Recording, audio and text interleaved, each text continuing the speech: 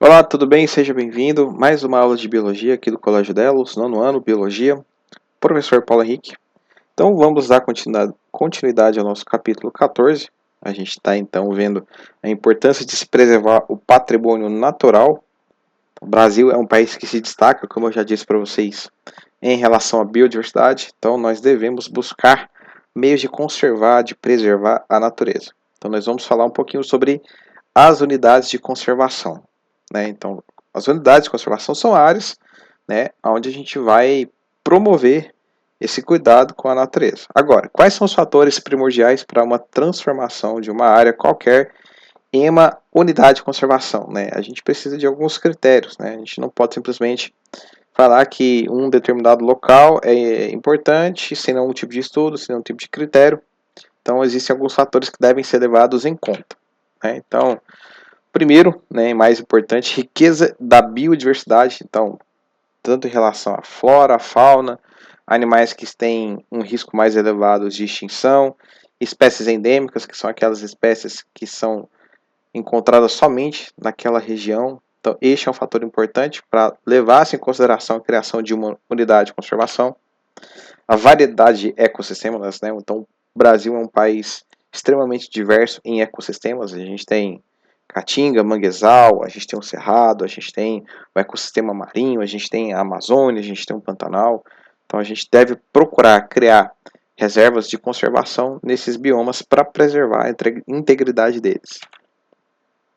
Paisagens naturais relevantes, né, que tem um aspecto, né, muito bonito. Então, áreas naturais com uma beleza exuberante, elas podem sim ser consideradas como possíveis áreas de implantações de unidades de conservação. Aspectos geográficos e culturais relevantes, né? Então, locais onde você tem sítios arqueológicos, né? Então, podem ser também levados em consideração para a formação de unidades de conservação. Necessidade de ordenamento das atividades humanas, né? Então, locais onde você tem a presença humana e onde essa presença é uma presença que degrada a natureza. Então, este local pode ser levado em consideração para tentar minimizar ou até mesmo eliminar possíveis danos que a presença humana pode ocasionar ali, né? A presença de populações tradicionais também, né? Os ribeirinhos que vivem próximos dos rios, aquele seringueiro, né, que retira o látex para a fabricação da borracha, as pessoas que, através do extrativismo, garantem, né, a economia de suas famílias. Então, essas áreas também podem ser levadas em consideração, né? Agora, de modo geral, as unidades de conservação são áreas com características naturais relevantes, legalmente instituídas pelo poder público, ou seja, né, tanto pela esfera municipal, estadual ou federal, com limites definidos, destinadas à proteção dos recursos naturais, né? Lembra da questão da preservação e da conservação. As unidades de conservação podem ser municipais, estaduais, federais, públicas ou particulares, né? Existe uma lei, que é a Lei 9.985, que garante, então, a criação dessas unidades de conservação, através do Sistema Nacional de Unidades de Conservação, esse SNUC, né? Então, esse Sistema Nacional de Unidades de Conservação tem como objetivo contribuir para a manutenção da diversidade biológica dos recursos genéticos no território nacional e nas águas jurisdicionais, né, garantindo a manutenção da nossa biodiversidade, proteger as espécies ameaçadas de extinção no âmbito regional e nacional, então, especialmente aquelas espécies que têm um risco elevado de desaparecerem, contribuir para a preservação e a restauração da diversidade de ecossistemas naturais, ou seja, aquelas áreas que por acaso já foram degradadas, né? Vamos recuperá-las para que elas possam voltar à sua diversidade natural. Promover o desenvolvimento sustentável a partir dos recursos naturais. Então, quando se tem a presença humana, vamos, né, através de maneira sustentável, promover a economia dessas pessoas sem a destruição da natureza. Promover a utilização dos princípios e práticas de conservação da natureza no processo de desenvolvimento. E, finalmente, proteger paisagens naturais e pouco alteradas de notável beleza cênica, né? Como, né, bem, voltando aqui, áreas como essa, né? Uma beleza exuberante, uma beleza cênica, também deve ser protegida. Unidades de proteção integral e unidades de uso sustentável, né? Dentro das unidades de conservação, a gente tem essa diferenciação, né? De modo que As unidades de proteção integral, elas são entendidas por proteção integral à manutenção dos ecossistemas livres de alterações causadas por interferência humana, admitindo apenas o uso indireto dos seus atributos naturais, ou seja, é aquela reserva que não se admite a presença humana, não se admite a exploração econômica, uma das únicas coisas que podem ser feitas ali naquela área, então, é essa utilização indireta, estudos científicos, pesquisas científicas, elas podem acontecer nessas áreas. Agora, nas unidades de uso sustentável, né, que visam a conservação, entende-se como uso sustentável a exploração do ambiente de maneira a garantir a sobrevivência dos recursos ambientais renováveis e dos processos ecológicos, mantendo a biodiversidade e os demais atributos ecológicos de forma socialmente justa e economicamente viável. Ou seja, isso tudo tem a ver com sustentabilidade. Né? Se você tem uma área natural e ali tem a presença humana, vamos então caminhar sustentavelmente, de modo que as pessoas possam extrair dali os seus recursos financeiros, mas de modo sustentável, sem promover a destruição daquele espaço natural. Exemplos de atividades de uso indireto dos recursos naturais, ou seja, aquelas que podem estar presentes nas unidades de uso sustentável. Né? Então, visitação, recreação com contato com a natureza, turismo ecológico, pesquisa científica, projetos de educação ambiental e interpretação ambiental. Então, todas essas práticas são práticas indiretas, né? Você não tira nenhum recurso diretamente da natureza. A gente tem alguns tipos, então, de unidades de proteção integral e alguns tipos de unidades de uso sustentável, né? O Sistema Nacional de Unidade de Conservação garante para a gente esses tipos de parques, né? Então, aqui, dentre as unidades de proteção integral, a gente tem as estações ecológicas, as reservas biológicas, parques nacionais, estaduais e municipais, monumentos naturais e refúgio da vida silvestre. Ou seja, aqui, ó, não pode ter atividade humana direta. Você não pode extrair recursos aqui diretamente. Unidade de uso sustentável, isso já pode acontecer. Então, você tem as áreas de proteção ambiental, área de relevante interesse ecológico, floresta nacional, reserva extrativista, né, atividade extrativista aqui, reserva de fauna, reserva de desenvolvimento sustentável e reserva particular do patrimônio natural. A gente vai falar de cada uma delas. Sobre as estações ecológicas, né, tem como objetivo a preservação da natureza e a realização de pesquisas científicas. Então, pesquisadores podem se direcionar a essas áreas sem provocar danos, utilizar os meios ali para poderem fazer as suas atividades científicas. Tem como objetivo a preservação da natureza e a realização de pesquisas científicas, é de posse e domínio público, ou seja, não são áreas particulares, proibida a visitação pública, exceto quando objetivo educacional.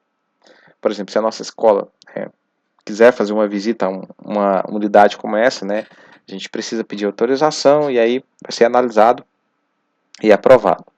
A pesquisa científica depende da autorização prévia do órgão responsável pela administração da unidade. Então não é qualquer pessoa que pode entrar ali e promover uma pesquisa científica. Na estação ecológica só podem ser permitidas alterações dos ecossistemas no caso de medidas que visem a restauração de ecossistemas modificados. Então, se por acaso já teve alguma alteração naquela área, então é permitido você trabalhar para recompô-la. Manejo de espécies com o fim de preservar a diversidade biológica, então biólogos podem ser direcionados para essa área para fazer um levantamento da fauna, da flora, para avaliar quais são as espécies nativas, se existem espécies endêmicas, coleta de componentes dos ecossistemas com finalidades científicas. Então, por exemplo, né, um biólogo ele pode extrair, né, para fazer um levantamento botânico, né, flores, caules, para tentar identificar essas plantas posteriormente. A reserva biológica também é uma unidade de proteção integral. Então, preservação integral da natureza sem interferência humana direta ou modificações ambientais. Executa-se medidas de recuperação de seus ecossistemas, né, toda aquela bem parecido com a última que a gente viu. Posse e domínio público também. Proibida a visitação pública, exceto quando objetivo educacional. E a pesquisa científica também depende da aprovação. A gente tem aqui o caso dos parques nacionais. Preservação de ecossistemas naturais de grande relevância ecológica e de beleza cênica, realização de pesquisas científicas e o desenvolvimento de atividades de educação e interpretação ambiental, posse e domínio público, não são áreas particulares. A visitação pública está sujeita às normas e restrições estabelecidas no plano de manejo da unidade E a pesquisa científica também depende da aprovação do responsável por aquele parque, né? Aqui no estado de Goiás a gente tem a Chapada dos Veadeiros, né? O Parque Nacional da Chapada dos Veadeiros. Então, para você ir lá, você precisa dessa autorização. A gente tem aqui o Monumento Nacional, né? Então, preservar sítios naturais raros, singulares ou de grande beleza cênica.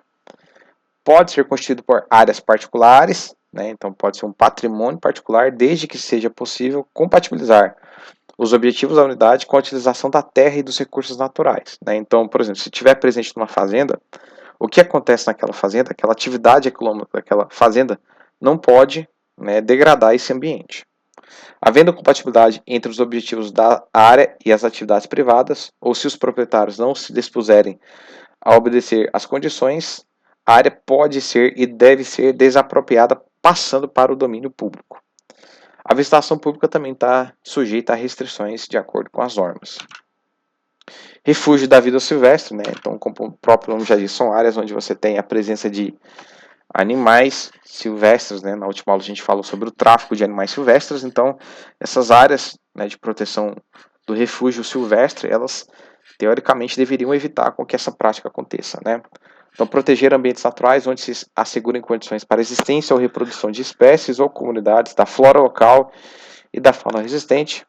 Pode ser constituído por áreas particulares também, né? De acordo com os interesses do proprietário, ela pode ser desapropriada também. Pesquisa científica depende da autorização prévia e a visitação pública também está sujeita às normas. Agora, sobre as unidades de uso sustentável, ou seja, aquelas que você pode utilizar diretamente os recursos sem provocar danos ambientais ou grandes danos ambientais. Então a gente tem as áreas de proteção ambiental, né, que geralmente é uma área extensa com um certo grau de ocupação humana, dotada de atributos abióticos, bióticos, estéticos ou culturais especialmente importantes, né? Objetivo básico: proteger a diversidade biológica, constituída por terras públicas ou privadas, podendo ter o uso restrito. Pesquisa e visitação serão estabelecidos pelo órgão gestor, ou seja, elas serão aprovadas ou reprovadas dependendo desses órgãos. Nas áreas sob propriedade privada, cabe ao proprietário estabelecer as condições para pesquisa e visitação pelo público.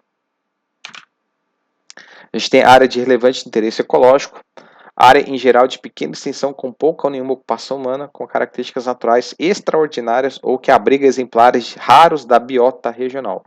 Ou seja, se ali tiverem exemplares raros, tanto de animais quanto de plantas, pode-se então ter uma área de relevante interesse ecológico. Tem como objetivo manter os ecossistemas naturais de importância regional ou local e regular o uso admissível dessas áreas. Também é constituído por terras públicas ou privadas. Aqui a gente tem as florestas nacionais, né? As reservas extrativistas, área utilizada por populações tradicionais cuja subsistência baseia-se no extrativismo, né? A pessoa vai lá na floresta e coleta os recursos para manter a sua economia. Sua criação visa proteger os meios de vida e cultura dessas populações. É uma área de domínio público, né? Essas reservas são de domínio público e a visitação pública é permitida desde que compatível com os interesses locais. A gente tem reserva de fauna também, área natural com populações de animais de espécies nativas, terrestres ou aquáticas, residentes ou migratórias. Lembra lá da questão dos animais que tem o tráfico de animais silvestres, né? Então tem muita relação com isso. Posse e domínio público, a visitação pública é permitida desde que compatível. É proibido o exercício da caça, da extração, né, do sequestro desses animais. A comercialização dos produtos e subprodutos resultantes das pesquisas obedecerá ao disposto nas leis. Essa aqui a gente tem uma reserva, né, particular do patrimônio natural. Então, se você tem uma fazenda e você quer então fazer com que aquela área seja preservada, você pode então entrar com o processo para iniciar a conversão dela em uma reserva particular do patrimônio natural. A gente tem as reservas de uso e do desenvolvimento sustentável, né? Então são áreas que abrigam populações tradicionais e o objetivo sempre é preservar a natureza. O domínio é público também, né? De uso domínio público. E basicamente é isso, gente. Tá bom? Qualquer dúvida que vocês tiverem sobre as unidades de conservação, né, tem esse conteúdo no livro. É só deixar aqui nos comentários também que a gente pode conversar sobre isso. Por essa aula é só isso. Um abraço para vocês e até a próxima aula. Tchau.